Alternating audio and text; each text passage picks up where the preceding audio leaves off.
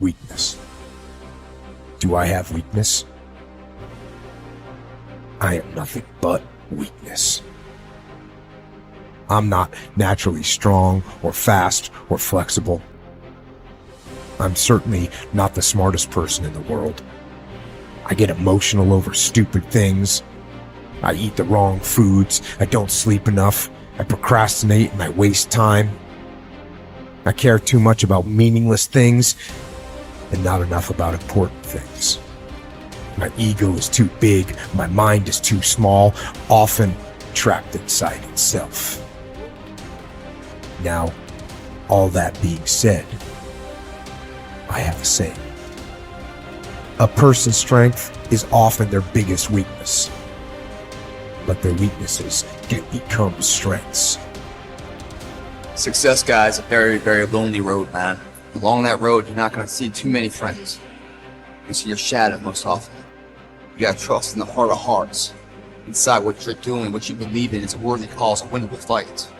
I wish I could tell you you're tired, go take a break. I wish I could tell you tired, rest for a year. I wish I could tell you that it's gonna get easier. I wish I could tell you it's gonna get easier. I wish I could tell you that if you just keep going, it's gonna get lighter. I dare you to take a stand today to say no more.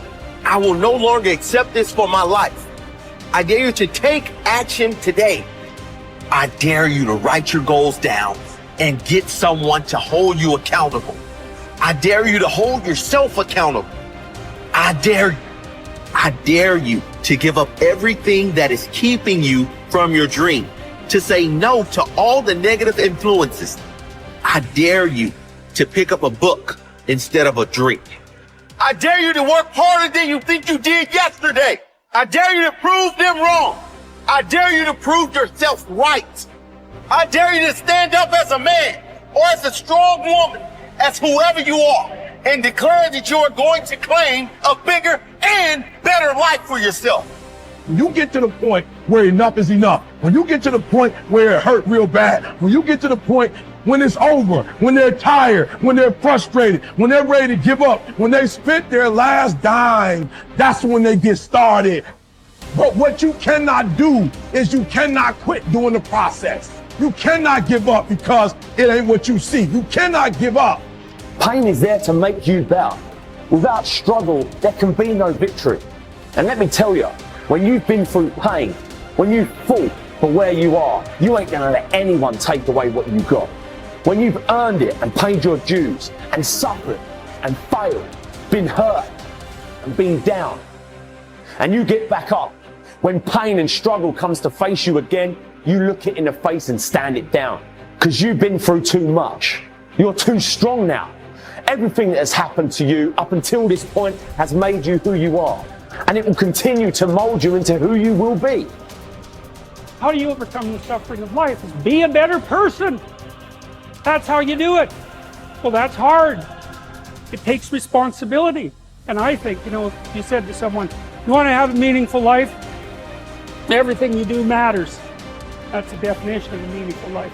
But everything you do matters. You're going to have to carry that with you. Or do you want to just forget about the whole meaning thing and then you don't have any responsibility because who the hell cares? And you can wander through life doing whatever you want, gratifying impulsive desires for how useful that's going to be. And you're stuck in meaninglessness, but you don't have any responsibility. Which one do you want? Well, ask yourself, which one are you pursuing? And you'll find very rapidly that it isn't the majority of your soul that's pursuing the whole meaning thing, because, well, look what you have to do that. You have to take on the fact that life is suffering. You have to put yourself together in the face of that. It starts with yourself, man. You gotta start diving into those things that you're afraid of. You don't gain confidence by going to the spot that makes you feel good. This could be a false reality. And the second life gives you that challenge, all you want to do is go back to what made you confidence or what gave you confidence. Is that happy spot? No. What gives you confidence, what gave me confidence, was spending years at a kitchen table trying to learn how to read and write on my own. Realizing I can't learn the way you learn. I can't. But I can learn. What gives you confidence, not being afraid, is overcoming the fear. I used to stutter severely bad. So right now, I don't know how many people are going to watch this. You know what gives me confidence? Is knowing I no longer care if I sit here and start stuttering anymore. That's what gives me confidence, is facing these things, overcoming them. And maybe not overcoming them every day, but facing them. And facing and facing. Pretty soon like this, oh man, this is where it's at. It's not in that comfort zone. It's in the discomfort zone is where my confidence is getting built. That's where it's getting built. But people want to, they want an easier answer. There has to be an easier way. It's not. I'm sorry. I searched for it my entire life. I did. I lied. I did everything. And I still felt empty. I walk around with a backpack with all my stuff in it, with no car. And I walk around happiest person in the world. Have nothing. Happy as hell. It's because I found out the whole key to life. It's not in all that. Have to face yourself. So many people live to be 100 years old and they die miserable, having everything, because they never examine. I call it my live autopsy. You never examine this. Happiness, peace, enlightenment, it's all up here, man. It's all up here. And when I start talking like this, people are, man, I don't know. It's the truth, man. It's all up here. You just got to be willing to go and face it. And that's the hard part. Attitude is a reflection, a result of a person's will. It is incalculably powerful. It can bring about marvelous results for us, but we need to train it patiently, day by day. Now let's talk about the attitudes of people who are successful. The top 5% of the people who go sailing through life from one success to another and who, even when they fail at something, shrug it off and head right out again. No matter who the person is or what he does, men and women in sales, business executives, people in all the professions, wives and mothers, students, top people in the armed forces, public servants, men and women in the service of religion, working men and women in all fields of endeavor, wherever you find a person doing an outstanding job and getting outstanding results, you will find a person with the right kind of attitude. These people take the attitude toward themselves that they can accomplish what they set out to accomplish, that there's no good reason on earth why they can't be competent, successful. They have a healthy attitude toward themselves and, as a result, toward life and the things they want to accomplish. And because of this, they achieve some remarkable things, and they come to be called successful, outstanding, brilliant, lucky, and a lot of other things. They're quite frequently no more brilliant or outstanding than the majority of the people by whom they're surrounded. But they did develop the right attitude, and they found their accomplishments not too difficult, and many times surprisingly easy, simply because it seems that so few are really trying, really believe in themselves. Successful people come in all shapes and sizes and in widely varying degrees of intelligence, background, and so on.